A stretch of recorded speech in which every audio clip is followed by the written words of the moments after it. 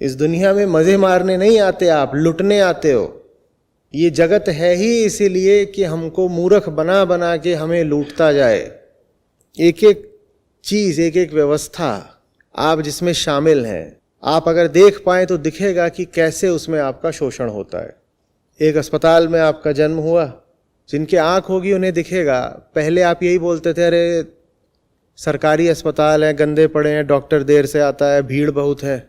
आज आपके अस्पताल 5 स्टार होटल जैसे हो गए हैं, तो आपको ये भ्रम हो जाता है कि मामला बढ़िया है। मामला बढ़िया है या नहीं, वो जांचने के लिए देख लो ना कि देश के औसत नागरिक का स्वास्थ्य बेहतर हुआ है या बदतर हुआ है। आबादी में रोगियों का अनुपात बढ़ा है या कम हुआ है। पहले 1000 लोगों में कितनों को कैंसर था, आज कितनों को है। लेकिन आप खुश बहुत हो, क्योंकि अब बहुत सारे अस्पताल आ गए हैं जो कहते हैं कि हम कैंसर ट्रीटमेंट में सुपर स्पेशलाइज करते हैं। ये आप पूछते ही नहीं कि इतने कैंसर रोगी आ कहां से गए। पहली बात, हमें पता ही नहीं चलता कि हमारा उपचार हो रहा है या हमें सबसे पहले बीमार बनाया जा रहा है ताकि उपचार करा जा सके।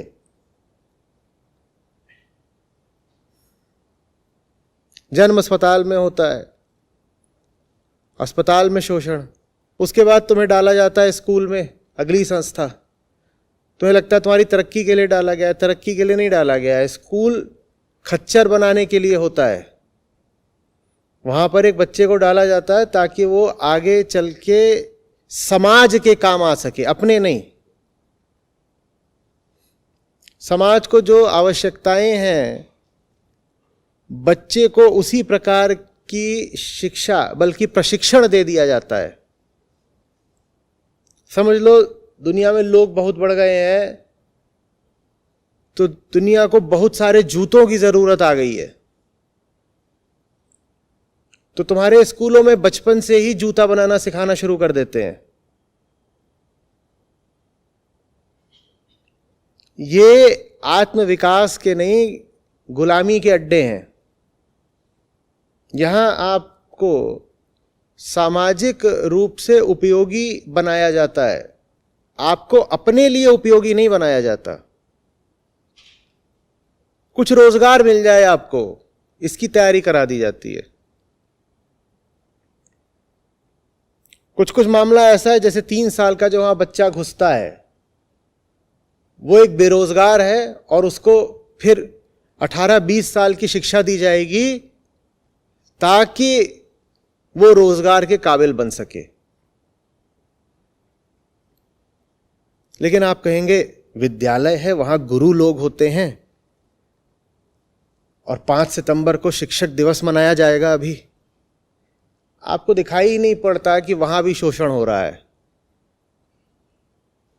उसके बाद और तरह की व्यवस्थाएं होती हैं जिनमें आप शिरकत करते हैं।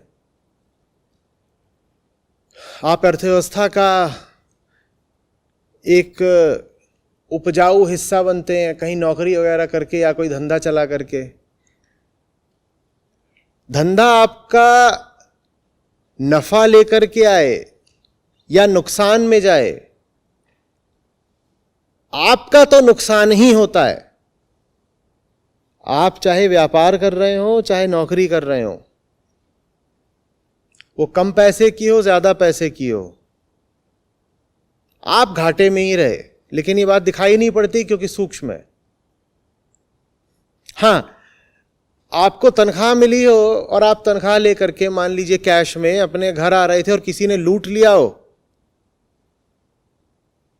तो शोर मच जाएगा। एक आदमी के साथ बड़ा अन्याय हो गया, उसके पैसे लूट लिए गए, इस पे शोर मच जाएगा। और जो उसके महीने के 30 दिन लूटे गए थे, उस पे कभी शोर मचते देखा है? कभी शोर मचा आज तक कि अरे अरे देखो अंदर क्या चल रहा है? जवान लोगों की जिंदगियां ही लूटी जा रही हैं, उनकी जवानियां लूटी जा रही हैं, उस पर कभी शोर नहीं मचता। हाँ, आपकी तनख्वाह ऊपर नीचे हो जाए, उस पर भी नहीं मचेगा। कंपनी कोई पॉलिसी बना दे, कुछ कर दे, उसमें आपको नहीं मिला कम पैसा, उसमें भी शोर नहीं मचेगा। लेकिन जो बिल्कुल स्थूल ग्रॉस घटना है फिल्मी कि एक लुटेरा आया और आपके हाथ से ऐसे पैसे लूट के भाग गया, उसमें लगता है अभी तांडव करते हैं, देखो गरीब के साथ अत्याचार, गरीब का पैसा लूटा जा रहा है।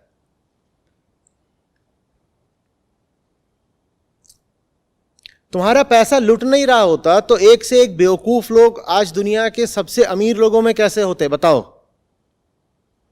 उनका मुंह देखो, उनकी अक्ल देखो। तुम्हें लग रहा है 500 बिलियन डॉलर की उनकी हैसियत है? वो पैसा उनके पास कहां से आया अगर आप नहीं लुट रहे?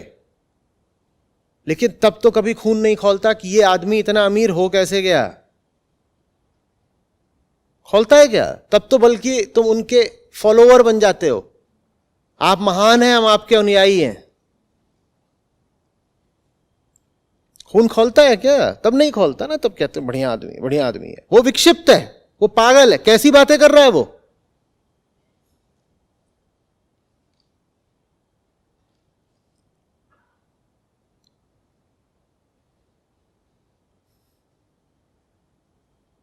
मैं फिर पूछ रहा हूं, एक पागल आदमी के पास करोड़ों अरब रुपए हों, यह कैसे संभव है? सिर्फ तभी हो सकता है ना जब उसने लूटा हो। और लूटा किसको होगा? मार्स वालों को लूटा होगा। किसको लूटा होगा? आप ही को तो लूटा होगा। और वहां पता ही नहीं चलता कि लुट गए, पता ही नहीं चलता।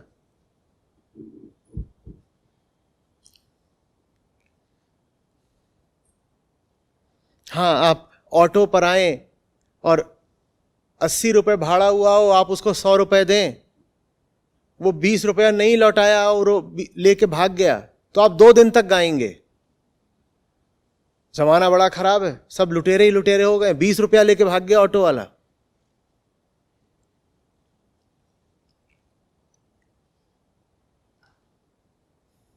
और एक पगलंठ आदमी के पास 20 अरब डॉलर कहां से आए, ये आपने कभी सोचने की जरूरत नहीं समझी।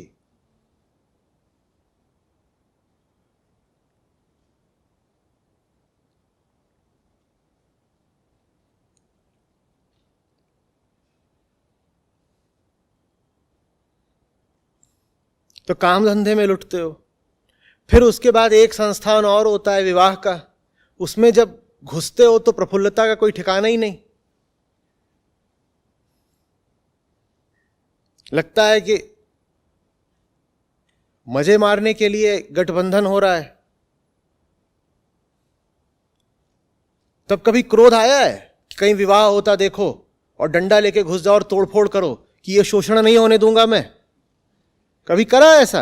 असली हीरो वो होगा जो ये करके दिखाए कि जहां कहीं विवाह मंडप देखे वहां डंडा उठाए और लगे पीटने कि तुम 2 लोगों की जिंदगी क्यों तबाह कर रहे हो, ये कर क्या रहे हो तुम? और 2 लोगों की नहीं, अभी उनके आगे और झड़ी लगेगी वो भी।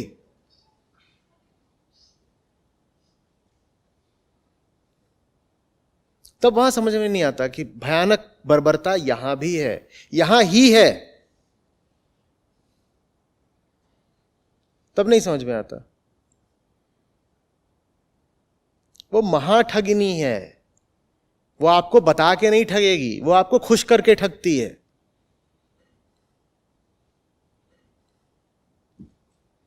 महिलाएं सजग हो रही हैं आजकल, दहेज मांग लो तो वो विरोध करती हैं, बड़ी अच्छी बात है। लेकिन आपको क्या लग रहा है, आपका शोषण बस इसी में है कि आपसे दहेज मांग लिया उसने? आपको लूटने का एक ही तरीका है क्या कि आपसे दहेज ले लिया जाए?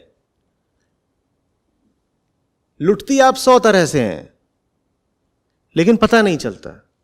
दहेज तो बहुत प्रकट, बड़ी स्थूल बात होती है कि वो पैसा ही मांग रहा है, गड्डी लेकर के आओ, ये लेकर के आओ, मुझे बंगला दे दो। तो कहते अरे मैं नए जमाने की जागरूक महिला हूं, कॉलेज की फेमिनिज्म सेल की प्रवक्ता थी मैं, तैने मुझसे दहेज मांग लिया, अभी बताती हूं। वो तुमसे दहेज मांग ले रहा है, तुम्हें बहुत बुरा लग रहा है, और वो तुमसे तुम्हारी जिंदगी मांगे ले रहा है, तब बुरा नहीं लग रहा?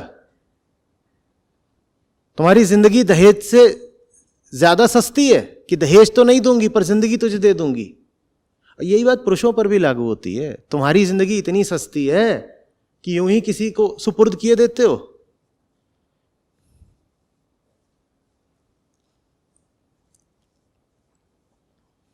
शोषण बुरा लगता है, बहुत अच्छी बात है, लेकिन शोषण हो कहां रहा है बेटा, ये तो पहचान लो पहले।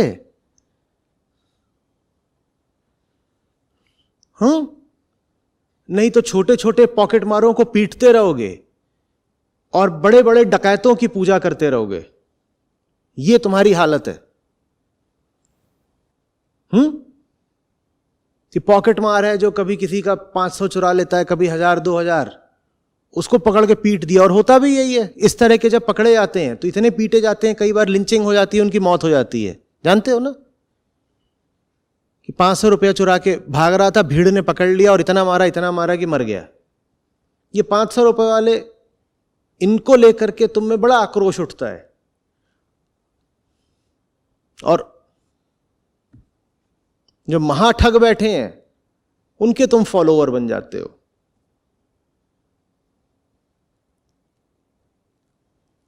कोई छोटा झूठ बोले तो बोल देते हो झूठा। कोई झूठ की पूरी व्यवस्था ही निर्मित कर दे तो तुम कहने लग जाते हो ये भाग्य विधाता है, क्योंकि पूरी व्यवस्था ही इसने बनाई है।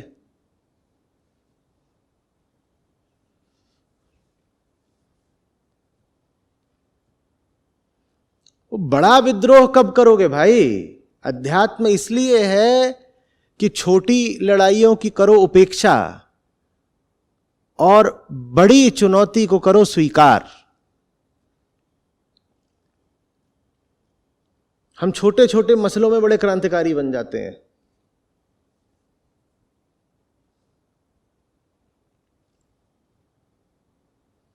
और जो असली चीजें हैं वहां चुप रह जाते हैं, लुटते जाते हैं।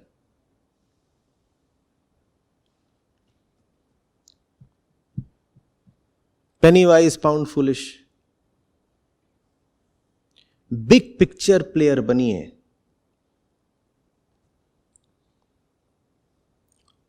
छोटी चीजों में उलझ के कुछ नहीं मिलता। देखिए कि वास्तव में जिंदगी खराब कहां हो रही है और कौन कर रहा है। और फिर हिम्मत रखिए कि वो जो सबसे बड़ा शातिर है, जो लुटेरों में बड़ा लुटेरा है, उससे भी लोहा लेंगे। ये हिम्मत रखिए। आपको लूटने के लिए आज आपको गुलाम नहीं बनाया जाता, आपको ग्राहक बनाया जाता है। ये बात आपको समझ में क्यों नहीं आ रही?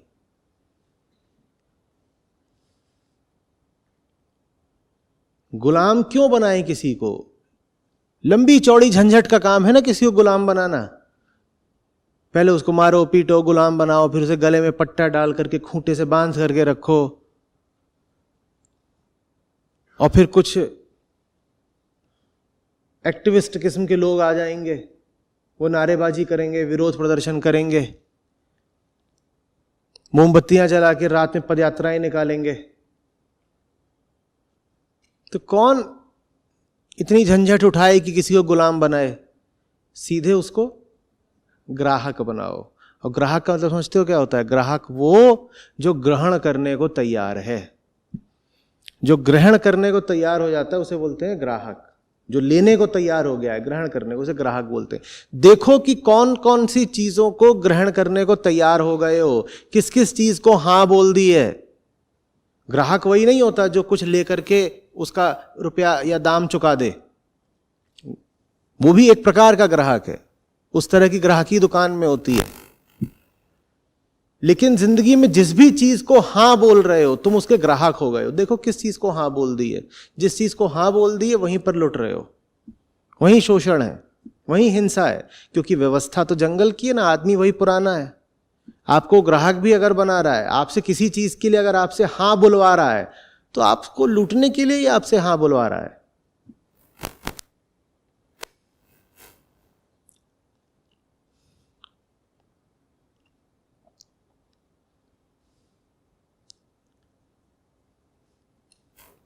जो डिफॉल्ट उत्तर होना चाहिए इस संसार को वो है ना। ये उपनिषदों की सीख है, ना बोलना सीखो। और संसार लगातार यही चाहेगा कि तुम हां बोलते रहो, हां बोलते रहो।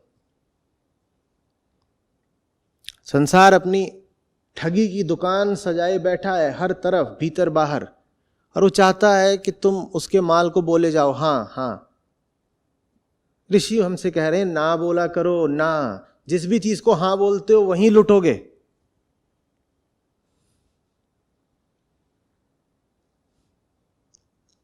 जब 1000 बार ना बोल लो तब संभावना बननी चाहिए एक बार हां बोलने की।